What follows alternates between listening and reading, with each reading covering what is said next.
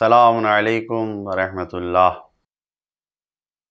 قدم و قدم قرآن تفسیر سورہ بقرہ کی 181 نمبر آیت ملاحظہ فرمائیں۔ بسم اللہ الرحمن الرحیم فمن بدله بعدما سمعه فإنما إثمه على الذين يبدلونه ان اللہ سمیع علیم۔ اس کے بعد وصیت سن کر جو شخص تبدیل کرے گا اس کا گناہ تبدیل کرنے والے پر ہوگا،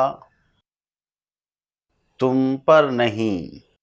خدا سب کا سننے والا اور سب کے حالات سے باخبر ہے۔ اس آیت میں بھی ایسے لوگوں کو سختی سے ہوشیار کیا جا رہا ہے، ان کو توجہ دلائی جا رہی ہے کہ جو وصیت کو بدلتے ہیں، تبدیل کرنے میں لگے رہتے ہیں۔ اگر کوئی انسان کسی کی وصیت سن کر اس پر عمل نہ کرے یا اسے تبدیل کر دے تو جو بھی شخص ایسا کرے گا سارا گناہ اسی کی گردن پر ہوگا۔ یہ جو تبدیل کرنے کا عمل ہے یہ بہت ہی ناپسندیدہ عمل ہے، بہت ہی غیر شرعی عمل انجام دیا اس نے۔ البتہ وصیت کرنے والا اپنے پورے مکمل ثواب کو پا رہا ہے، اس کے ثواب میں کوئی کمی نہیں ہوگی۔ مثلا اگر کسی شخص نے وصیت کیا کہ میرے مال کو 100 فقیروں کے درمیان تقسیم کیا جائے، 100 فقیروں کو بانٹ دیا جائے میرے مال کو، وصیت کر کے مر گیا، چلا گیا، لیکن تقسیم وصیت جن لوگوں سے کی گئی تھی ان لوگوں نے سوچا کہ فقیر کیا معلوم ملے نہ ملے، یا جو بھی بہانہ ذہن میں آیا اس کو اپنے سامنے رکھ کے انہوں نے وہ مال کسی اور کو دے دیا، غیروں میں دے دیا، فقیروں کو تک بہرحال نہیں پہنچا۔ اب جب فقیروں تک نہیں پہنچا تو اس کی وصیت پہ عمل نہیں ہوا۔ یہ اور بات ہے کہ جنہیں وہ مال مل رہا ہے انہیں بھی خبر نہیں ہے کہ یہ فقیروں کا مال مجھے دیا گیا ہے، انہیں بھی اس کی خبر نہیں ہے، انہوں نے مال کو پایا۔ ظاہر سی بات ہے کہ جس کو فری میں کوئی مال مل رہا ہے، جو چیز مل رہی ہے، وہ کیوں لینے سے انکار کرے؟ یہ تو با ایمان و با تقویٰ ہوتے ہیں کہ بغیر محنت سے کچھ بھی ملتا ہے تو اس کے بارے میں سوال کرتے ہیں، پوچھتے ہیں بھائی یہ کہاں سے آیا، یہ کس کا حق ہے، ورنہ سوچتا بھی نہیں کوئی۔ بہرحال فقیروں کا حصہ کسی اور کو دے دیا گیا اور وہ اس کو استعمال کر رہے ہیں۔ تو اب جس نے وصیت کیا تھا اس کو فقیروں کے درمیان تقسیم کرنے پر مال کے جو ثواب ملنے والا تھا وہ ثواب پورا اسے دیا جائے گا، اور جن لوگوں کے درمیان اس کا مال پہنچا ہے ولو ان کے لیے وصیت نہیں کی گئی تھی، ان لوگوں نے اس کو استعمال کر لیا، وہ اس سے بے خبر کہ یہ میرا حق نہیں ہے، ان کی گردن پہ کوئی گناہ نہیں ہے، وہ گناہگار نہیں ہوں گے۔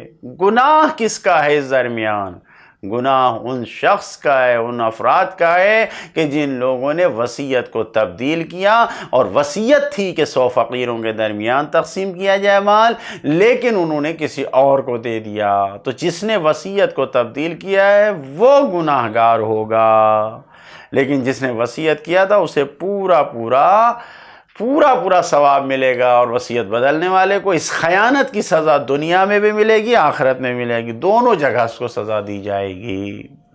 لہذا وصیت میں ہے، ارباب ایمان غور فرمائیے، قرآن کی تعلیم کے ساتھ ساتھ ہمیں روایتوں پہ بھی غور کرنا چاہیے۔ روایت میں ہے کہ جو انسان وصیتوں کے بارے میں جس کے لیے وصیت کی گئی ہے، اگر یہودی اور عیسائی کے بارے میں بھی وصیت کی گئی ہے تو ہرگز اسے نہیں تبدیل کرنا چاہیے، اسے بھی ہم نہیں بدل سکتے۔ یعنی ہم اپنے ملک میں جہاں بر صغیر میں ہم رہ رہے ہیں، تو اگر ہمارے لیے کوئی وصیت کیجیے، کسی غیر کے لیے وصیت کیا گیا جو دائرہ اسلام میں نہیں ہے، غیر مسلم کے لیے بھی اگر کسی مرنے والے نے وصیت کیا تو ہمیں حق حاصل نہیں ہے کہ ہم اس کے دین ایمان کو دیکھیں، بلکہ جس کے لیے وصیت کی گئی ہے اس تک ہمیں وصیت کو انجام دے کے مال کو جو چیز ہے اس کو پہنچانا ضروری ہے۔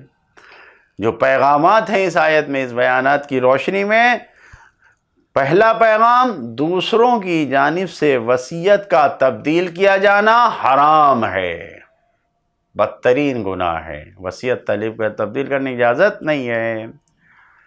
دوسرا پیغام مالک مرنے کے یعنی مالک ہونے کا حق مرنے کے بعد بھی انسان کا باقی رہتا ہے، محفوظ رہتا ہے۔ کس طریقے سے؟ مر گیا، وصیت کر کے گیا، تو اب یہ نہیں کہ مال پہ حق نہیں ہے، بلکہ وصیت محفوظ ہے، مال کی ملکیت محفوظ ہے، جو وصیت کی گئی اسے بدلا نہیں جا سکتا۔ اور تیسرا پیغام عذاب اور سزا کو جانتے ہوئے بھی اس طرح کا گناہ کرنا، وصیت کو تبدیل کرنا، یہ بہت ہی خطرناک جرم ہے، بدترین سزا خداوند عالم نے اس کی دنیا اور آخرت دونوں کے لیے رکھی ہے۔ لہذا چوتھا پیغام جو اس آیتوں میں ہے، وصیت کرتے وقت انسان کو گواہ بنانا ضروری ہے، کسی نہ کسی کو گواہ بنائے، شاہد گواہ بنانا وصیت کے وقت ضروری ہے۔